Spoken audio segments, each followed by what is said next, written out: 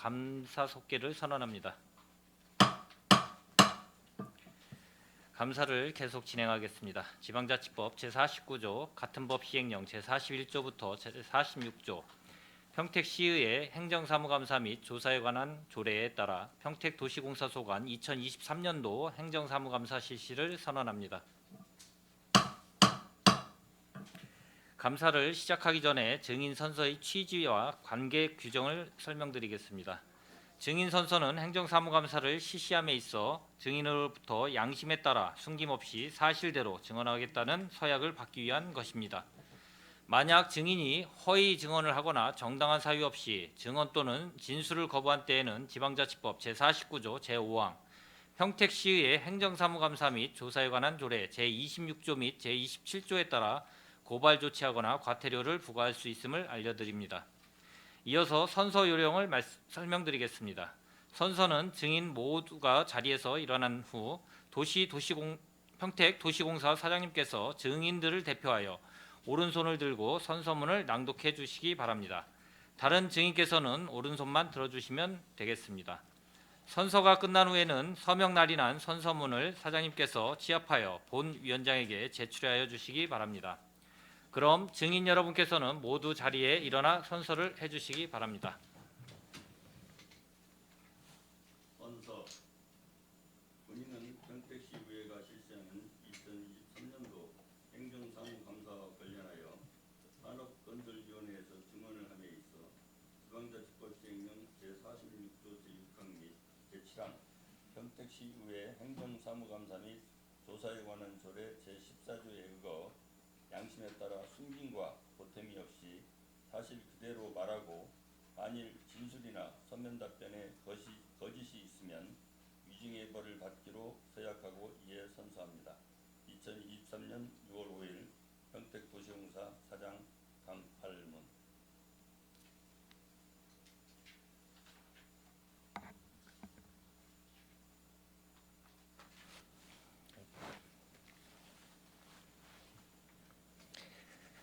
모두 자리에 앉아 주시기 바랍니다. 사장님께서는 간부 소개를 해주시고 주요 업무 현황 및 행정사무감사 자료에 대하여 중요 사항 위주로 보고해 주시기 바랍니다.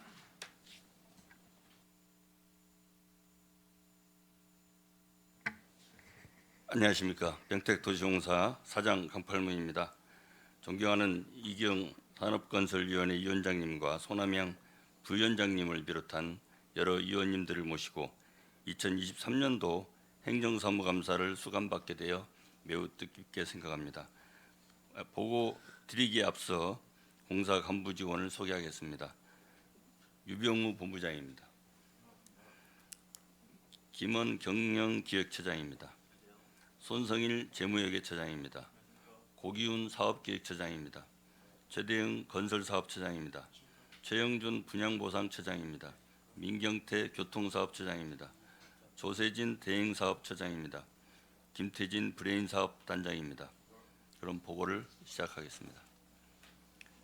기 배부해드린 책자 1조 일반 현황입니다. 평택도시공사는 평택도시공사 설립 및 운영 조례에 따라 2008년 설립되어 평택시민의 복지 향상 및 지역사회 발전에 이바지하기 위해 전 임직원이 노력하고 있습니다. 금년 상반기에는 변화된 경영 환경을 반영하여 공사의 미션과 비전, 전략 목표 등을 재수립하였으며 누구나 살고 싶은 첨단 미래도시 평택건설을 목표로 경영방침인 따뜻한, 일 잘하는 깨끗한 평택도시공사가 되기 위해 최선을 다하겠습니다. 계속해서 이쪽 직제현황입니다. 평택도시공사 이사회는 상임이사 2명, 비상임이사 5명, 비상임감사 1명으로 구성되어 있습니다. 업무 조직은 사장 직속의 안전감사실과 1본부, 아래 7처 1단으로 구성되어 있으며 현업직을 포함한 정원은 233명, 현원은 216명으로 운영하고 있습니다. 다음 3쪽부터 6쪽까지의 업무 분장 내용은 유인물로 가름하고 주요 사업 추진 현황에 대하여 보고드리겠습니다. 7쪽 개발사업 중 브레인시티 일반산업단지 조성사업입니다.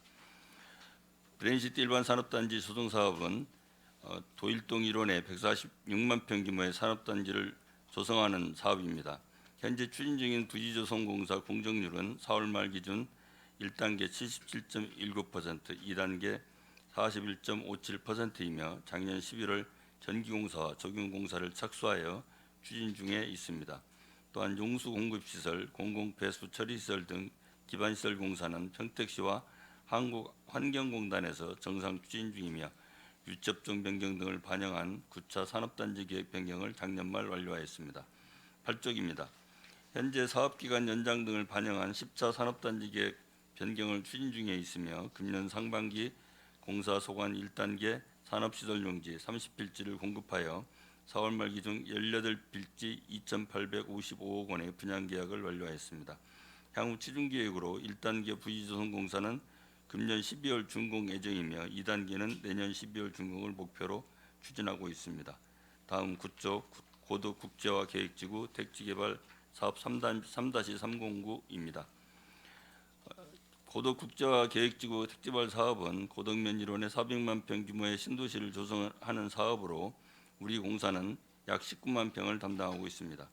작년 12월 3-309 토목공사는 준공하였으며 금년 4월 말 기준 조경공사 32.26%, 전기공사 71.66%, 통신공사 29.15%의 공정률을 보이고 있습니다. 금년 말까지 조경 및 전기통신공사를 준공할 예정이며 하반기 중 임시 주차장으로 사용 중인 FD41블럭의 잔여공사 착공을 개시할 계획입니다. 또한 금년 하반기에는 도시 지원시설 용지 약 5만 평에 대한 공급 계획을 수립하겠으며 원활한 조성공사 및 용지 분양을 위해 지속 노력하겠습니다. 다음은 10조 평택호 관광단지 개발 사업입니다. 작년 하반기까지 총 3회의 아이디어 제안 공모를 실시하여 2건의 우수 제안을 채택한 바 있으며 작년 10월에는 한국관광공사 주관 관광투자지원 대상지로 선정되어 관련 절차가 진행 중이고 금년 4월에는 서해안권 발전 사업에 따른 선셋 전망대 국비 지원을 신청하였습니다. 또한 작년 3월 개시된 토지 보상 절차는 금년 4월 말 기준 토지 72%, 지작물 71.3%의 보상 협의를 완료하고 수용 재개를 진행 중에 있습니다.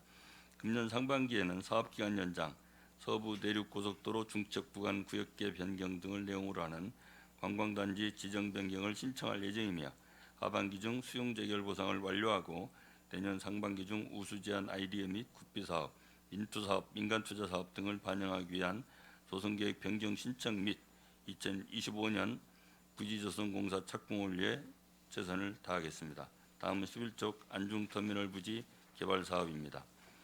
작년 8월 민간합동 PFV 설립을 완료하였으며 작년 11월부터 주상복합시설 및 터미널 신축 이전 인허가를 위한 경관자문, 교통영향평가, 건축실무 절차가 진행 중에 있습니다. 금년 하반기 중 터미널 인허가 및 공사 착공을 개시할 예정이며 주상복합시설 인허가 및 공사 착공 또한 원활하게 추진될 수 있도록 민간합동 PFV 운영에 최선을 다하겠습니다. 다음은 12쪽 수소 생산기지 구축 사업입니다. 평택시 한국가스기술공사, 경기경제과학진흥원과 함께 추진하고 있으며 우리 공사는 기반시설 조성을, 한국가스기술공사는 수소 생산설비 구축을 담당하고 있습니다. 작년 7월 우리 공사는 토목건축공사를 준공하고 수소 생산시설 준공식을 개최했으며 작년 8월부터 수탁사인 한국가스기술공사에서 운영을 개시하여 일일 최대 7톤의 수소를 생산하고 있습니다. 또한 금년 2분기부터 수소 계질기 국산화 사업을 참여기관과 추진 중이며 친환경 수소 관련 신규 사업을 지속 발굴하기 위해 노력하겠습니다. 다음은 13쪽 경기경제자유구역 평택 BIX 개발 사업입니다. 평택 BIX 개발 사업은 포수 만오리 일원 62만 평의 산업단지를 조성하는 사업으로 용지 분양은 금년 4월 기준 공급 대상 256필지 중 194필지를 분양하여 면적 기준 약 90%가 분양되었습니다. 금년에는 잔여시설물 인수인계를 완료하고 잔여필지가 조기 분양될 수 있도록 적극적인 분양 활동에 최선을 다하겠습니다. 다음은 14쪽 진이 3 일반산업단지 조성사업입니다. 금년 4월 기준 산업시설 용지는 분양을 완료하였고 지원시설 용지는 31.2%의 분양률을 보이고 있으며 작년 6월 이주자 택지 공급을 위한 산업단 계획 변경을 완료하고 현금 보상 등을 검토 중인 5가구를 제외한 34가구에 대해서는 이주자택지 공급 계약을 추진하여 현재까지 10필지를 계약하였습니다. 자녀 이주자택지 공급 및 지원시설 용지 분양을 위해 SPC의 업무 추진을 지속 지원하겠습니다. 다음은 15쪽 신규 사업 중 경기 경제자유구역 현덕지구 개발 사업입니다. 현덕지구 개발 사업은 작년 1월 우선 협상자 대상자인 대구은행 컨소시엄 측의 사업협약 미이행으로 경기주택도시공사 우리공사가 사업협약 해지를 통보한 바 있으며 작년 10월 경기경제자유구역청의 우선 협상 대상자 선정 취소 공고가 완료되었고 12월에는 민간 측 본안 소송이 제기되어 관계기관과 지속 대응하고 있습니다. 우리 공사는 경자청, 평택시 등 관계기관과 함께 민간 측 소송에 대응하고 있으며 지속적인 관계기관 TF 회의를 통해 실수요자 발굴 및 원가 인하 방안 등을 모색하고 있습니다. 향후 법적 문제 종결 후 경자청과 협의하여 신속히 개발 방안을 수립토록 노력하겠습니다. 다음은 16쪽 평택지제역 복합환승센터 개발 사업입니다. 복합환승센터 개발 사업은 평택시 지제동 일원에 3만 평 규모의 복합환승센터를 건립하는 사업으로 금년 3월 국토부 주관 미래형 환승센터 시범사업 공모에 평택 지제역 복합환승센터가 선정됨에 따라 현재 평택시에서 관련 용역 발주를 추진 중이며 시와 협조하여 용역 결과에 따라 사업 방식을 확정하고 조속히 추진할 수 있도록 노력하겠습니다. 다음은 17쪽 고덕지구 공동주택 A5 블럭 건립 사업입니다. 동 건립 사업은 고덕동 일원에 569세대 7개동 규모의 공동주택을 건립하는 사업으로 도시공사는 토지를 제공하고 민간 사업자가 공동주택을 건립하는 민간 참여 공공주택 사업 방식으로 추진하고 있습니다. 작년 2월 GS 건설 컨소시엄과 사업 협약을 체결하고 11월 주택건설 사업계획 승인을 완료하였으며 금년 2월 공사 착공 및 입주자 모집을 완료하였습니다. 2025년 하반기 사용 승인 및 정상 입주를 위해 만전을 기하겠습니다. 다음은 18쪽 고덕국제학교 건립지원 사업입니다. 고덕국제학교 건립지원 사업은 고덕국제화지구 에듀타운 일원에 국제학교를 건립하는 사업으로 한국토지주택공사가 공동주택 용지를 공급하고 우리공사가 이를 개발하여 발생하는 개발 이익을 국제학교 건립에 지원하는 사업입니다. 현재 사업 추진 일정을 평택시 등 관계기관과 협의 중에 있으며 우리공사는 LH의 토지 공급 시기에 따라 주택사업 기본계획을 수립하고 투자 타당성 검토를 완료할 예정이며 2024년 상반기 사업 추진 방식을 확정할 계획입니다. 다음은 19쪽 대행사업 중 도시재생 뉴딜 사업입니다. 평택시로부터 수탁받아 추진하고 있는 도시재생 뉴딜 사업은 안정, 신평, 신장 등 지구 등 7개 지구 총 21개 사업의 설계 및 시공을 대행하고 있습니다. 20쪽입니다. 추진 실적으로 현재까지 안정지구 디자인거리 조성 사업 등 14개 사업 설계를 착수하였으며 안정 커뮤니티 광장 조성 사업 등 2개 사업의 공사를 착공하였습니다. 또한 신평지구 제2시공원 지하주차장 조성 사업 등 6개 사업의 공사를 준공하였습니다. 21쪽입니다. 금년 하반기에는 안정지구 디자인거리 조성 사업 등 13개 사업의 공사를 착공할 예정이며 안정 커뮤니티 광장 조성 사업 등 8개 사업의 공사를 준공할 계획입니다. 정해진 기간 내에 공사가 진행될 수 있도록 노력하겠습니다. 다음은 22조 공영주차장 관리 운영입니다. 우리공사가 평택시로부터 수탁받아 운영 중인 공영주차장은 50개에서 3,171면이며 현재 관제센터 직원, 주차관리원 등 총 63명이 근무하고 있습니다. 금년 4월 기준 약 104만 대 차량이 공영주차장을 이용하였으며 수익금은 약 11억 원입니다. 주차장 이용 활성화를 위한 무료 운영 확대, 종이주차장의 주차권의 온라인 전환 등 고객 편의 증진을 위한 각종 업무 개선에 힘쓰고 있습니다. 또한 금년 5월부터 제2시공원 지하 공영주차장을 신규 수탁 운영하고 있으며 하반기에는 서정리역 지하 공영주차장을 수탁 운영할 예정입니다. 금년 하반기에는 티맵 내비게이션을 활용한 공영주차장 시스템 연계를 통해 주차 가능 대수 실시간 확인, 주차요금 결제 등 보다 편리한 주차 서비스를 제공할 수 있도록 최선을 다하겠습니다. 다음은 23쪽 교통약자 이동지원센터 관리 운영입니다. 교통약자 이동지원센터는 총 49대 차량으로 24시간 연중무휴 운영하고 있으며 운전원, 상담원 등 총 62명이 근무하고 있습니다. 금년 4월 기준 운행 실적은 22,375건으로 전년 동기 대비 22.1% 증가했으며 이는 4월부터 신규 운영하고 있는 즉시콜 서비스 이용자 증가에 따른 것으로 판단됩니다. 금년 하반기에도 차량 증차 및 가용 예산을 활용한 운전원 추가 증원 등 교통약자 차량 이용률 제고를 위해 노력하겠으며 바우처 택시 도입 관련 운영 준비에도 만전을 기하겠습니다.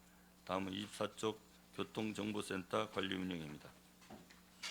교통정보센터는 2021년 7월부터 평택시로부터 수탁받아 운영하고 있으며 총 6명의 인원이 평택시 619개 교차로의 신호 관제 및 교통정보 수입 장치 등 139개의 시설물을 유지 관리하는 업무를 담당하고 있습니다. 금년에도 관내 신호체계 개선 및 민원 해소를 위해 노력하겠으며 지속적인 교통정책 분야 기술 지원을 통해 원활한 신호체계 운영 및 교통 흐름 개선에 기여할 수 있도록 더욱 노력하겠습니다. 다음은 25쪽 어린이 교통공원 관리 운영입니다. 어린이 교통공원은 안중읍 현화리에 위치하고 있으며 교육강사 포함 11명의 인원이 실내교육, 인형극 등 다양한 교통안전 프로그램을 운영하고 있습니다.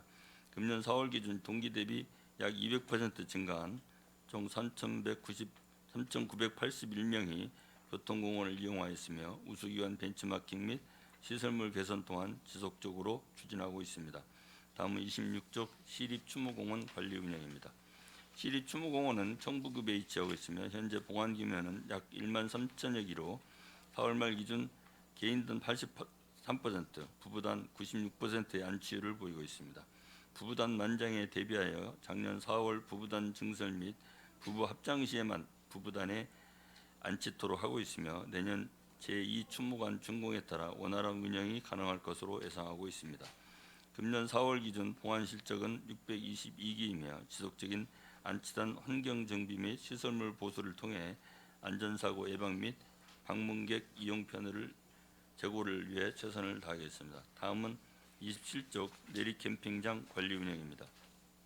내리 캠핑장은 뱅성읍 내리문화공원 내에 위치하고 있으며 총 6명이 근무하고 있습니다. 금년 4월 기준 이용자는 총 1,228팀이며 평택시민 이용률은 82% 수준입니다. 고객 만족도 제고를 위해 느린 우체통 설치 운영 등 다양한 이벤트를 추진하고 있으며 이용 활성화를 위한 홍보 활동에도 지속 노력하겠습니다. 다음은 28쪽 진이천 유원지 관리 운영입니다. 진이천 유원지는 오토캠핑장, 레일바이크 등으로 구성되어 있으며 21년 7월부터 공사에서 수탁 운영하고 있습니다. 금년 4월 기준 캠핑장 5,354팀, 레일바이크 3,163명이 유원지 시설을 이용하였으며 레일바이크는 3월 말부터 정상 운영 중에 있습니다. 또한 설 명절, 식목일, 어린이날 등을 맞이하여 이용객과 함께하는 다양한 이벤트를 실시하고 있으며 안전 울타리 설치, 캠핑장 바닥 정비 등 환경 개선을 위해서도 지속 노력하고 있습니다. 하반기에는 시와 협조하여 7월 20일부터 8월 20일까지 한 달간 진이천 유원지 내 잔디광장에 에어바운스 시설을 설치하고 물놀이장을 운영할 예정이며 보다 많은 방문객이 진이천 유원지를 찾을 수 있도록 그리고 사랑받을 수 있도록 최선을 다하겠습니다. 다음은 29쪽 도로 제비산먼지 흡입 차량 관리 운영입니다. 도로 제비산먼지 흡입 차량은 평택시 7개 소각장 일원을 차고지로 하여 현재 도로 제비산먼지 흡입 차량 7대를 총 8명의 인원이 운영하고 있습니다. 작년 한 해 약 14톤의 도로 분진을 수거하였으며 작년 말 차량 한 대를 증차하고 현재 관내 3겹권역 7개 노선을 운행하며 평택시 대기질 개선을 위해 지속 노력하고 있습니다. 다음은 30쪽 보유토지 관리 계획입니다. 우리 공사가 평택시로부터 출자받아 현재 보유 중인 토지는 407필지이며 면적은 58만 8천 제곱미터입니다. 농지 등 비사업용 토지는 349필지 약 53만 제곱미터이며 평택호 관광단지 현덕지구 등 사업용 토지는 58필지 5만 6천 제곱미터입니다. 31쪽입니다. 금년에도 지역 주민을 대상으로 농지 등 총 214필지의 유상임대계약을 체결하고 평택시 등 공공무상임대를 지속 추진하겠으며 꽃밭 조성 등 미활용 토지의 공익목적 활용을 위해 지속 노력하겠습니다. 이상으로 평택도시공사 2023년도 주요 사업 추진 실적과 계획에 대한 보고를 마치겠습니다. 감사합니다. 사장님 수고하셨습니다. 계속해서 평택도시공사 소관 감사 질의를 실시하겠습니다. 질의하실 위원님이 계시면 거수로 신청하여 주시고 페이지를 말씀하여 주시기 바랍니다. 예, 강정구 의원님 질의하여 주시기 바랍니다. 예, 강정구 의원입니다. 평택도시공사 강팔문 사장님을 비롯한 임원진 그리고 직원 여러분, 지난 한 해 평택시 발전과 시민들의 삶의 질 향상을 위해 노력해 주시고 수고 많으셨습니다. 오늘 행정감사를 맞이해 제가 지적하는 잘못된 행정은 시정하고 제가 제안하는 정책은 적극적으로 반영해 주시기 바랍니다. 저 또한 평택시 도시공사의 잘못된 정책에 대해서는 지적하고 그 대안을 제시하는 행정감사가 되도록 노력하겠습니다. 지금부터 평택도시공사에 대한 행정 사무감사를 시작하겠습니다.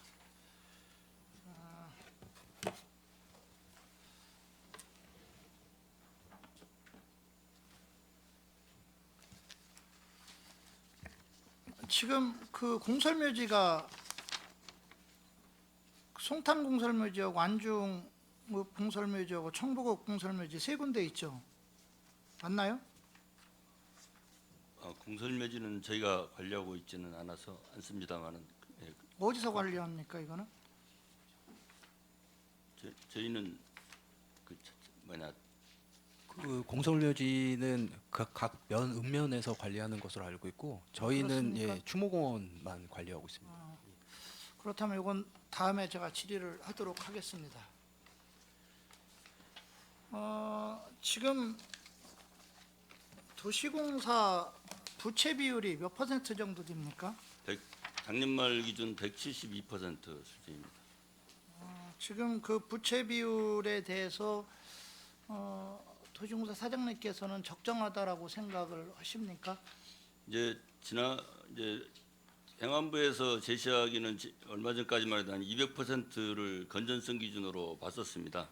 근데 이제 지금은 좀 강화돼서 한 150% 이하로 맞추도록 그렇게 요청을 하고 있습니다. 그런 측면에서 현재 172%는 적정 수준은 좀 넘어 있다 이렇게 말씀드릴 수 있겠습니다. 부채 비율에는 이제 정답이 없겠죠. 네. 그렇죠? 네, 부채 비율이 낮을수록 어찌게 됐든 적정하다라고 생각을 하기 때문에 높을수록 리스크가 많이 작동이 되겠죠. 네 맞습니다. 이 부채 비율을 따질 때 있어서 정부 측에서는 200% 미만 정도를 얘기를 하지만 두 가지를 간과해서는 안 됩니다. 뭐냐면 사업의 리스크라든가 그 다음에 이자 리스크가 존재가 되겠죠. 그렇죠? 네. 사업의 위험성이 얼마가 있느냐, 그 다음에 이율이 얼마만큼 높으냐에 따라서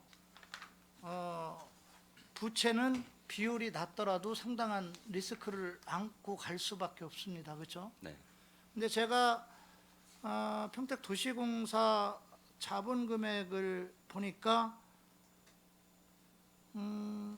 지금 그 순수자금이 5,487억 9,158만 1,000원이에요. 네. 그리고 금융부채하고 비금융부채를 합쳐서 9,458억 6,589만 5천원입니다. 지금 이제 복식으로 따지기 때문에 이건 뭐 부채 비율 우리가 이제 부채하고 순수 자산하고 합쳐서 우리가 이제 자본으로 치겠죠. 네. 그러니까 전체 자산은 보니까 1조 4,946억 5,747만 6천 원이에요. 근데 지난번 12월에 행정감사 했을 때보다도 조금은 자산이 늘었습니다. 부채가 조금 늘었겠죠, 그렇죠? 네. 순수 재산이 약 5,400억, 부채가 9,400억. 저는 상당히 뭐 부채 비율은 172.35%지만 저는 상당히 걱정이 스럽습니다. 왜 그러냐면 이게 일반 기업들 같은 경우는 제품을 팔고 수입이 생기고 거기에서 자본이 자꾸 회전이 되기 때문에 리스크가 아무래도 좀 덜 있는데, 지금 저희 평택도시공사 같은 경우는 그 자금에 대한 어떤 돈의 회전이 사실은 크게 잘 되는 편이라고 볼 수가 없어요. 돈이 회수가 돼야 되는데, 사업에 투자했던 돈들이 지금 회수가 돼야 되는데 제대로 지금 회수가 안 되고 있고, 또 이자 비용들은 상당히 지금 높게 가고 있습니다. 12월 말 2022년 12월 말 기준으로 부채 현황을 보니까 차입 금액이 6,811억 1,700만 원이에요. 이게 월별 이자를 보니까, 월별 내는 이자를 보니까 18억 5,361만 원 정도를 내고 있고요. 1년에 총 낸 납부한 이자를 보니까 222억 4,337만 6천 원이에요. 대략 한 200억 정도를 1년에 내고 있다라는 거죠. 적은 돈이 아닙니다. 네. 상당한 큰 돈입니다, 지금. 예, 그렇습니다. 예? 6년간 차입일 기준 부채 현황을 보면은 조금 더 커요. 그 6년간 1조 9,111억 1,700만 원 정도를 차입을 해서 월별 낸 게 37억 9,519만 8천 원, 약 한 37억 정도를 월별로 이자를 냈어요. 총 이자 낸도를 보면 455억 4,237만 6천 원. 상당히 많은 금액이죠. 네. 지금 그 사업에 투자했던 그 용지들을 매각이 돼서 돈들이 많이 들어오고 그래야 되는데, 실질적으로 좀 회전율이 어떻습니까? 이게 많이 되고 있습니까? 의원님께서 걱정하시는 대로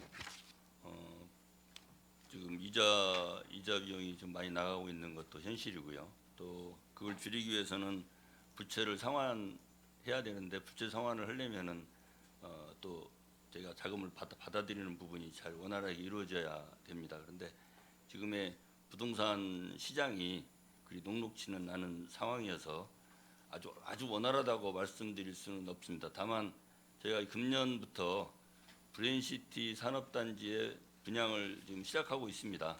그래서 산업단지와 등을 지금 용지를 분양하고 있는데, 지금 저희가 분양을 대상으로 내놨던 부분에 약 한 40% 이상이 좀 분양이 되고 있어서 그나마 유동성을 갖다가 이렇게 해소해 나가는 데는 큰 어려움은 없습니다. 다만 의원님 말씀하신 대로 저희가 이제 부채를 상환해 나가는 자금을 확보하기까지는 하는 데는 아직 부족한 점이 많이 있습니다. 지금 지평부에서 상당히 좀 지금의 그 부채에 대해서 심각하게 생각을 하셔야 될 것 같고요. 그에 대한 대책도 지금 또 세워야 됩니다. 물론 브레인시티 쪽에서 뭐 부장이 잘 되기 때문에 뭐 한다고 하지만, 지금 그 금융 이자가 지금 상당히 높고 경제가 불안하기 때문에, 예를 들어서 이제 평택구 같은 데에서도 이제 땅 보상은 다 해주고 지방채 발행을 하던 이자를 우리가 이제 그 부채를 해서 그 보상을 하던, 이제 그 평택구 관광단지 같은 데에서도 분양이 돼야 되는데, 예를 들어서 또 분양이 안 되다 보면 또 리스크가 또 존재할 수도 있어요. 네, 맞습니다. 물론 그 도시공사에서 여러 가지 어려운 상황이 온다면 또 시에서 또 뭐 현물 출자나 뭐 기타 다른 출자를 또 해줄 수도 있을 거라고 생각하실런지 모르겠지만, 그 출자가 되더라도 결국은 시민의 세금들이 투입되는 부분이기 때문에 이 부분에 대해서는 우리 그 사장님께서도 그리고 도시공사 전체 여기 계신 우리 처장님들, 직원들 이거 심각하게 생각하셔서 저는 대비를 하셔야 된다라고 생각을 합니다. 경기가 지금 상당히 어렵습니다. 네. 이 부분에 대해서 다시 한번 검토를 해서 대비를 해주시기를 좀 바라겠습니다. 네, 알겠습니다. 지금 이제 우리가 지방자치 단체 예비비를 편성하는 걸 보면 예산 총액의 이제 1% 이내에서 우리가 이제 예비비를 그 계상하도록 그렇게 되어 있잖아요. 근데 공기업은 이 특별한 규정이 지금 없죠. 1%라는 이 미만이라는 규정이 없죠. 그렇죠? 제가 도시공사의 예비비 그 현황을 보니까 2018년도에 예비비가 983억 4,712만 4천 원이었었어요. 근데 예비비 집행률이 0.0%예요. 그 다음에 19년도에 보니까 502억 7,114만 천 원인데 예비비 집행률이 9.7%입니다. 2020년도에 1,700, 4,568만 4천 원인데 예비비 집행률이 2.3%예요. 2021년도에 943억 6,094만 8천 원인데 예비비 집행률이 0.7%입니다. 그런데 다행스럽게 2022년도에는 39억 9,600 12,000원인데 예비비 집행률이 갑자기 올랐어요. 61.5%. 뭐 다행스럽다고 생각을 합니다. 2023년도에는 예비비가 63억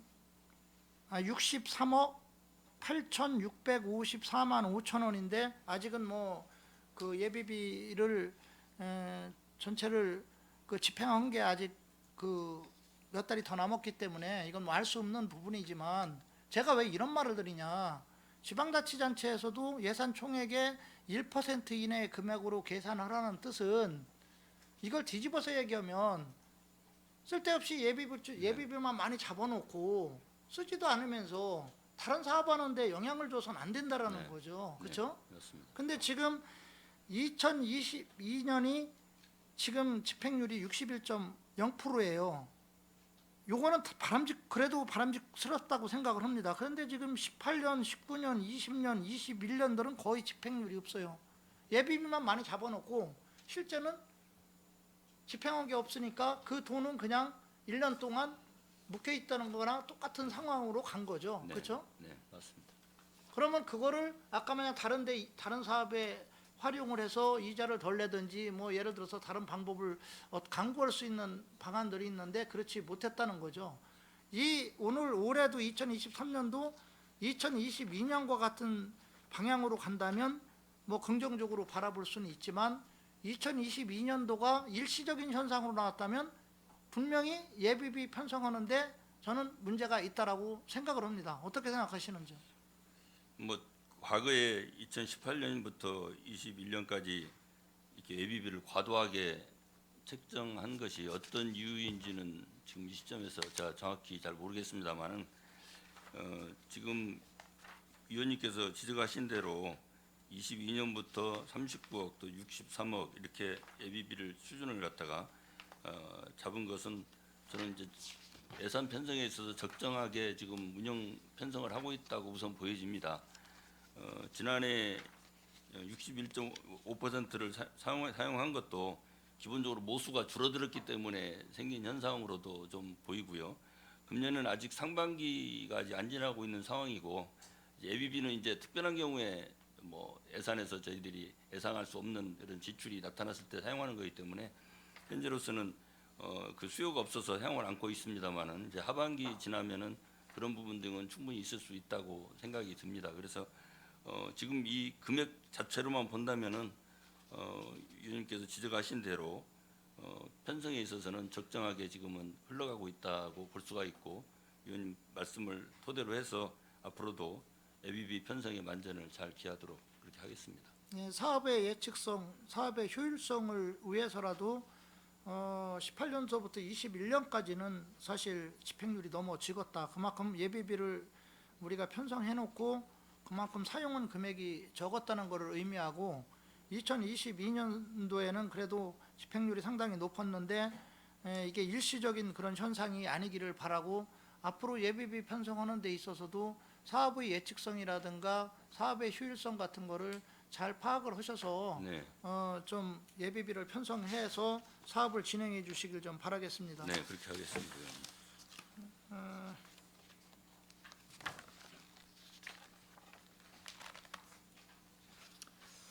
제가 자료상에서 지금 그 평택도시공사가 소유하고 있는 토지들을 목록을 좀 이렇게 쭉 받아봤어요. 네. 받아봤는데 토지의 목록이 한 159건 정도 되는 거예요. 다 거의 뭐 현물 출자로 받은 거겠죠, 그렇죠? 네. 예. 그런데 이 현물 출자로 받은 토지들을 지금 제대로 관리하고 있다라고 생각을 하시는지요, 사장님께서는? 아마 그 저희가 이제 사업을 운영하다 보면은 자금이 필요하기 때문에 최초 그 현물투자 받은 부분 중에 상당수는 매각해서 현금화를 했습니다. 그리고 이제 지금 남아 있는 부분은 현금화하기가 좀 어려운 부분 등이 좀 많이 남아 있다는 것을 우선 말씀을 드리고요. 그래서 그 남아 있는 토지를 그대로 저희들이 보유하고 있는 것은 세금만 결국 납부하는 결과가 되기 때문에 가능하면은 평택 시민들께서 이렇게 활용할 수 있으면 활용할 수 있도록 최대한 노력을 하고 있고 또 저희 평택시에서 공용으로 이렇게 사용하게 되면 저희들이 재산세 등을 내지 않아도 되거든요. 그래서 평택시와 협조해서 최대한 또 공용 목적으로 사용토록 그렇게 노력을 하고 있고 또 현지 조사도 현황 관리 조사도 열심히 하고 있습니다. 지금 이 미사용된 그 토지들을 보면 번면도 있고요, 쓰레기 매립하는 데도 있고요, 도로, 보행로, 녹지 거의 쓸모없는 거예요, 그렇죠? 네, 그 다음에 마을 쉼터, 뭐 폐농지, 그 다음에 이거 보면 어디라고는 얘기 안 하겠지만 그 절의 경내에도 있고요. 그 다음에 정비 소하청 같은데 정비 녹지에도 있고요. 참 이런 걸 보면서 공동묘지도 있고요. 예? 이거를 이런 쓸모없는 땅들을 쓸모없는 땅이라는 게 뭐 땅의 효용 가치를 지금 말하는 거예요, 그렇죠? 네, 예.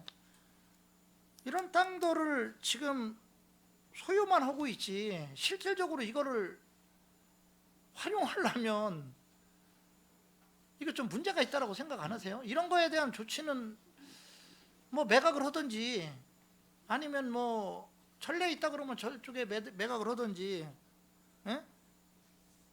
뭐 도로면 도로 쪽에 편입을 시켜서 이걸 뭐 그 매각을 하든지 이래야 되는데 폐농지도 마찬가지고요.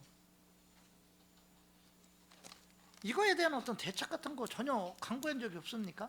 위원님 우선은 저희들이 매각할 수 있는 땅은 많이 매각했다는 것을 말씀을 우선 드리고요. 그 다음에 또 그 시민들께서 사용하기를 원하시는 부분은 최대한 사용을 잘 이렇게 하도록 하고 있고, 그래서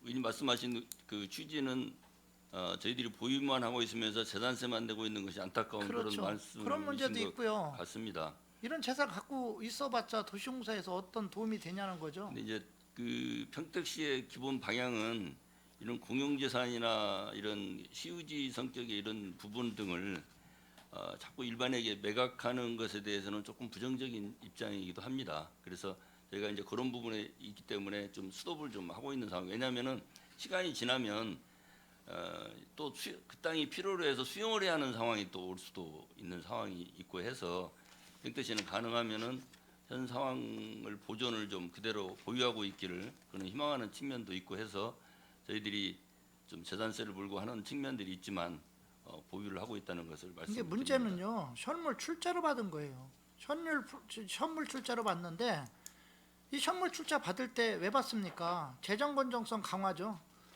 오로지 그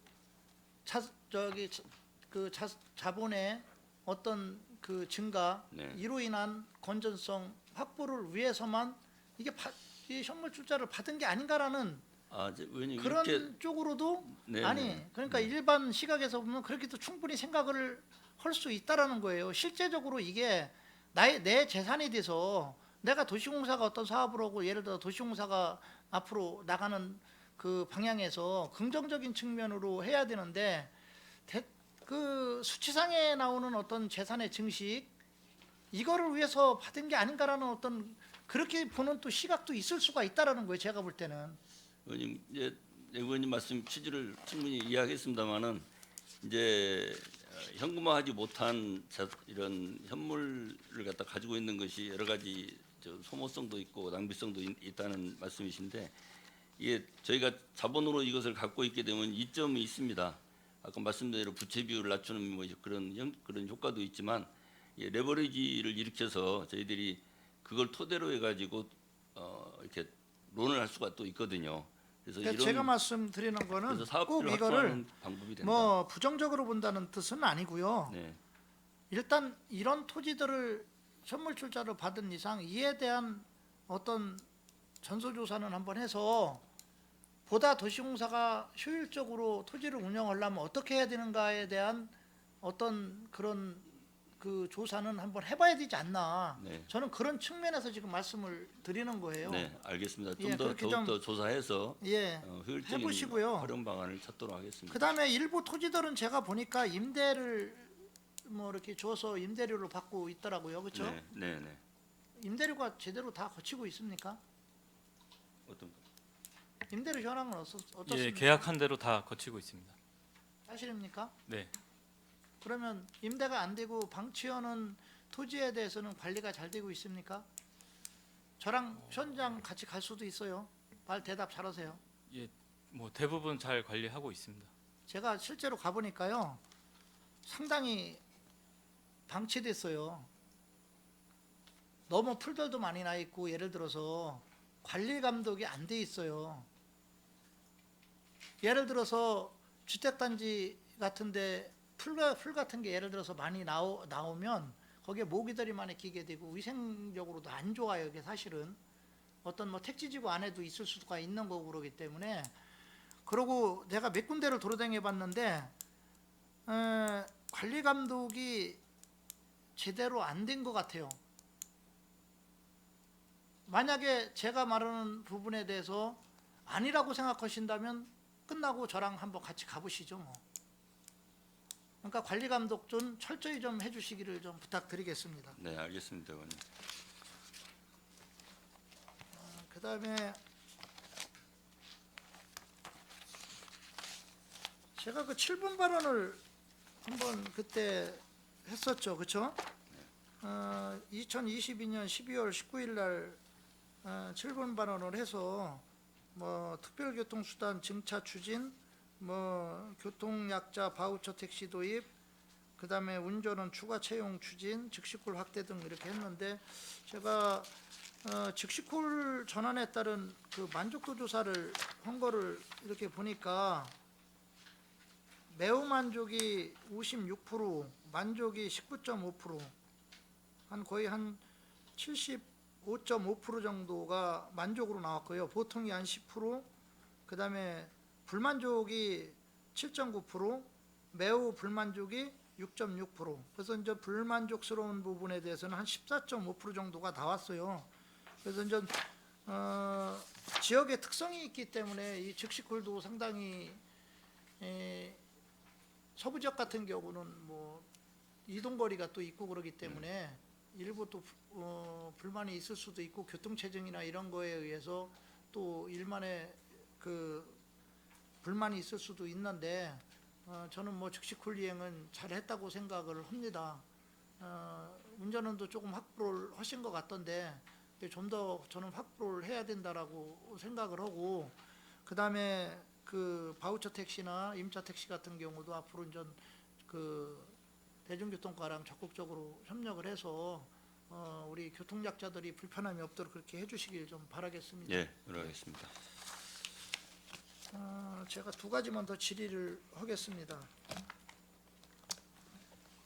아까 도시주택국에서도 얘기했고 지금 다른 과들도 지금 마찬가지인데 수의계약 같은 경우는 제가 지난 행정감사 때 그 질의를 했었어요. 근데 제가 이제 이번에 그 가로등하고 보안등 관련해서 우수조달 업체에서 물품 구입한 내역들을 제가 조금 이렇게 봤습니다. 이 우수조달 업체는 이제 1억 우리가 미만일 때는 조달청에 들어가서 직접 선택을 할 수가 있죠, 그렇죠? 그 물품 구입할 수 있는 업체들이 한 600개 정도 올라와 있더라고요. 이거는 뒤집어서 얘기하면 그 담당자가 물품을 어디를 선택하느냐는 마음먹기에 달려 있어요. 특정 업체를 주려고 생각하면 얼마든지 줄 수가 있겠죠, 그렇죠? 네. 물론 이렇게 부정적으로만 생각할 필요는 없지만 한편으로 생각하면 또 그렇게 할 수도 있다. 그리고 이제 1억 이상 있을 때는 우리가 5개 업체를 조달청에다가 등록을 해서 일반 입찰로 해서 이제 하는 거로 알고 있는데 일단 올려놓겠습니다. 도시공사에서 지금 그 가로등 보안등 관련해서 지금 그 수의계약 한 거를 이렇게 보니까 물품 구입한 거를 보니까 지금 보호업체 어디라고는 내가 말하지 않겠습니다. 이건 아주 평택시 전과의 공통적인 특징입니다. 모 업체 전체 17건 중에서 7건을 차지해요. 한 41%에 해당됩니다. 계약 금액은 전체 42억 원 중 해당 업체가 한 10% 정도에 해당하고요.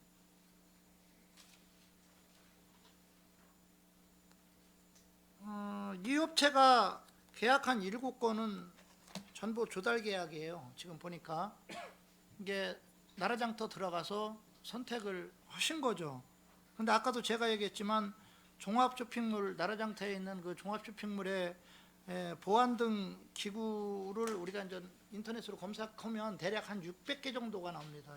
600개가 정도가 나오는데 이렇게 특정 업체에 많이 가는 이유가 있는 겁니까? 왜 특정 업체에 이렇게 많이 몰리는 거죠? 저는 그 업체가 나쁘다는 뜻은 아니에요.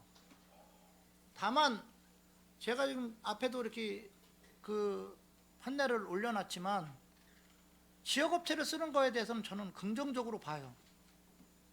상당히 긍정적으로 보는데 또 지역업체를 되도록이면 써야 되고요. 그러나 거기에는 여러 가지가 담보가 돼야 돼요. 공정성이 있고 합법성이 있고요. 그 다음에 여러 우리 지역업체가 골고루 갈 수 있게 해줘야 되거든요, 이거는. 그런데 지금 유독 보안등, 가로등 쪽에 관련된 그 수의계약이라든가 아니면 우수조달업체 1억 미만의 인전 그 수의계약들 상황을 보면 특정 업체에 너무 많이 편중이 돼 있다. 그 이유가 뭔지 저는 사실은 궁금했거든요. 이건 도시공사만의 문제가 아닙니다. 다른 건설 그 교통국도 마찬가지고요. 다른 국들에서도 거의 많이 사용하는 그 이유가 뭡니까? 도시공사에서도 보면 지금 41%예요. 거의. 이건 들어가서 선택하는 거잖아요. 그렇죠? 도시공사에서. 아까 얘기했지만 조달청 들어가서 종합쇼핑몰에서 내가 그 600개 업체 중에서 찍는 거예요. 내 마음이거든요, 그거는. 물론 그 선정하시는 분이 이 회사에 뭐가 좋다라고 해서 선정을 하겠죠. 그렇죠? 그거는 당연히 기준을 갖고 선정을 하겠지만 기준을 갖고 선정하는데 이렇게 비율이 높게끔 하는 이유가 뭔지 좀 말씀 좀 해주십시오. 없습니까? 이제 예. 브레인사업단장입니다. 저희가 몇 년 동안 사업을 추진하면서 그 관급 자재로 선정이 된 부분에 대해서는 일단은 원칙이 그 지역 관내 업체에 해당되는 부분 예. 위주로 선정을 하고요. 그 다음에 거기에 이제 몇 개가 도출이 되면 그 현장 조사라든지 이런 거 공장이나 이런 부분들을 저희가 그 가서 점검을 한 적이 있습니다. 그래서 이 부분이 정말 그 나라장터에 올라온 것처럼 그 충실하게 이행될 수 있는지 그 부분에 대해서 저희가 나름대로 판단을 했고요. 그렇게 해서 이제 선정을 하다 보니 어떤 품목은 그 관내에 없는 품목도 있고 어떤 품목은 관내에 많은 데도 있는데 어떤 품목은 또 특성상 관내에 한 개, 두 개 뭐 이렇게 소규모 업체만 있는 데도 있습니다. 그 물건의 특성상 그러다 보니까 뭐 결과적으로 그 어떤 특정 업체가 우수하다 보니까 이제 아마 그 결과적으로 이렇게 누적을 해다 보니까 그 비율이 좀 높은 걸로 이렇게 산출이 된 것 같습니다. 저희가 이렇게 저희 추론을 해보면. 지금 이제 제가 말하는 이 업종은 아니지만 예를 들어서 다른 쪽 같은데 예를 들으면요, 우리가 이제 크게 수의 계약을 하잖아요, 그렇죠? 수의 계약을 할 때도 뭐 지역 업체를 뭐 되도록이면 쓰라고 하고 편중되지 않게라고 하고요. 무수 조달 제품을 우리가 이제 쓰는 경우도 있는데 아까 마냥 1억 미만일 때는 직접 선택을 하고 1억 이상일 때는 뭐 5개 업체 올려서 그 중에서 이제 입찰을 통해서 여러 가지 평가를 통해서 이제 선정을 하고 제한 경쟁 입찰도 또 있어요. 예? 그냥 일반 입찰도 있고. 근데 제한 경쟁 입찰을 할 때도 보면 지금 이 분야는 아니 이 분야를 말하는 게 아니고요. 다른 쪽이라도 이렇게 보면 그 특정 업체에 맞게끔 어떤 조건을 제시하는 경우가 있어요. 특허라든가 뭐 이런 것들. 그러니까 그렇게 걸어버리면 어떤 업체로 또 갈 수밖에 없는 구조로 나오는 경우도 있다라는 거죠. 그래서 이런 경우는 물론 저는 이 업체가 상당히 제품이 우수하기 때문에 그럴 거라고 봅니다. 그러나 이런 그 집중적인 게 지금 지속적으로 몇 년간 지금 이렇게 가고 있고요. 제가 지금 우려를 표명하는 거는 뭐냐면 이 업체에 대해서 제가 뭐 그 어떤 태클을 걸기 위해서 얘기하는 게 아니고요. 정책적으로도 봐도 예를 들어서 뭐 대기업이 존재하고 중소기업들이 더 어려움을 겪는 경우냐, 아니면 중소기업들도 키워서 같이 상생해서 가느냐라는 측면에서 놓고 어떤 게 옳은지는 모르겠지만, 예를 들어서 한쪽 기업이 계속 특정하게 이렇게 많이 가다 보면 다른 그 평택 시내에 있는 다른 업체들이 다시 어느 정도 사업을 확장할 수 있는, 다시 말해서 클 수 있는 여건이 마련이 안 될 수도 있어요. 그런 측면에서 보면 조금 우려스러운 면도 저는 있다라는 부분을 말씀을 드리는 거예요. 네, 저희 본부장입니다. 네. 그 제가 좀 부연 설명을 드리겠습니다. 그동안에 이제 가로등 보안 등에 대해서는 뭐그 특정 업체에 편중돼 있다는 그 지적을 지속적으로 해왔고, 그런 부분은 많이 이제 문제가 있다는 거는 공감대가 형성이 된 것 같습니다. 그래서 저도 이제 도시공사에 와서 보니까 그동안에는 한동안은 이제 사실은 그 소규모 업체가 별로 없었어요. 그래서 어떻게 보면 뭐 그냥 특정 업체에서 다 그냥 알아서 이렇게 독과점 형태로 이렇게 운영이 됐던 것 같은데, 제가 이제 와서 파악을 해보니까 또 그 소규모 업체들이 있더라고요. 그래서 저도 이제 그런 부분은 이제 의원님 말씀에 전적으로 공감을 합니다. 그래서 어떤 품질이 보장이 되고 또 어떤 제품이 또 연계가 돼야 되거든요. 그래서 그런 부분에 문제가 없다면 가급적이면 골고루 이렇게 계약을 할 수 있도록 그렇게 지금 제가 생각을 하고 있고요. 그래서 금년부터는 그런 부분을 이제 많이 이제 보완이 될 거로 생각을 합니다. 그래서 의원님 말씀에 충분히 공감을 한다는 말씀을 드리면서 보완을 하겠다는 네, 말씀을 알겠습니다. 드립니다. 뭐 특정 업체 제품이 뭐 좋고 또 서비스도 상당히 빠르다고 그러더라고요. 긍정적인 측면도 또 있는데, 제가 말하는 부분은 그 특정 업체에 대한 어떤 주안점을 두는 게 아니라 평택 시내에 있는 다른 업체들도 자상할 수 있는 기회를 저는 줘야 된다라고 생각을 하는 측면에서 지금 말씀을 드린 겁니다. 참조를 해주시기 바랍니다. 네, 알겠습니다. 마지막으로 현덕지구 하나만 좀 질의를 드리겠습니다. 지금 현덕지구가 경기도 도시공사에서 저희 평택시한테 그 사업에 어려움을 들어서 지금 그 사업을 진행할 수가 없다라고 이제 공문을 보낸 적이 있고요. 저희 평택시도 지금 답을 한 적이 있어요. 그렇죠? 그래서 아까 제가 그 도시계획과한테도 질의를 드렸어요. 지금 중요한 거는 뭐냐면 이 시 개발 사업으로 인해서 우리 주민들이 너무 피해를 보고 있으면 안 된다. 지금 15년째예요. 거기에 경매도 지금 들어가시는 분들도 너무 많고 지금 자꾸 이 시간만 끌고 가다 보면 결국은 우리 시민들만 죽어요. 예? 이게 계속 경매가 넘어가고 어려운 점이면 그분들이 어떻게 생활을 하시겠어요? 그러니까 저는 이 결단은 좀 빨리 내려야 된다. 근데 제가 듣는 바로는 경기도 측은 상당히 사업의 진행은 하기는 어렵다는 것 같고, 근데 평택시에서 이거를 자꾸 끌고 가는 이유가 뭡니까? 아까 뭐 협의 같이 하시고 그랬다고 그랬는데 한번 대답 좀 해주십시오. 평택시 이제 제가 알고 있는 바로 말씀드리면 기본적으로 이 사업권을 가진 데는 이제 경기도 경기자유구역청이 아니겠습니까? 그래서 경기자유구역청은 이 사업이 지금 1차, 2차에 걸쳐서 지금 난항을 겪고 있는데 다시 새로운 시도를 할 때는 이제 민간이 했다가 그다음에 민관이 했다가 이제는 공영이 할 수밖에 없지 않느냐 하는 생각을 지금은 가지고 있습니다. 그래서 그런 상황인데 다른 그 주요한 사업 주체로 생각하고 있는 말씀하신 대로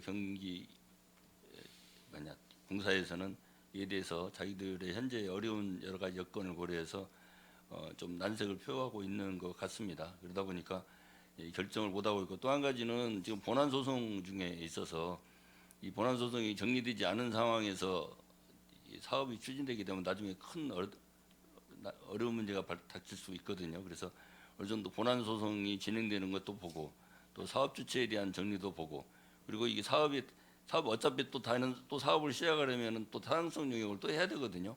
그러면은 실수요자가 어느 정도 확보되지 않은 상황에서 공영이 한다고 이렇게 했을 때 이게 타당성 영역 통과하기가 어렵습니다. 그래서 실수요자를 지금 구하는 작업도 함께 하고 이런 것이 함께 지금 흘러가고 있다고 이렇게 이해해 주셨으면 합니다.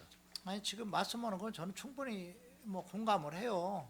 뭐 절대농지도 예를 들어서 해제했을 때 이제 문제가 나중에 될 수 있고요. 다시 개발하려면 문제가 될 수 있고요. 근데 문제는 뭐냐면 거기 시민들이 너무 힘들어 한다는 거죠.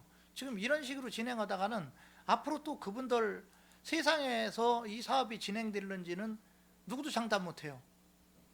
그렇잖아요. 일단 시민이 우선이잖아요. 네.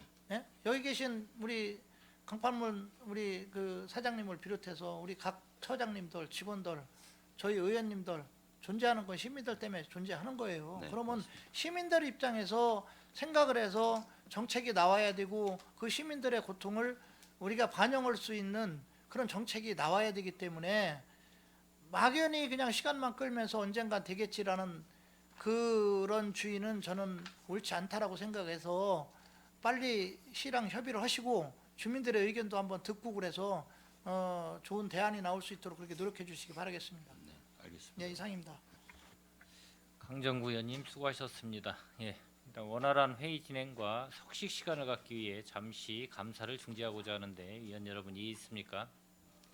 예, 이의가 없으므로 19시 10분까지 감사 중지를 선언합니다.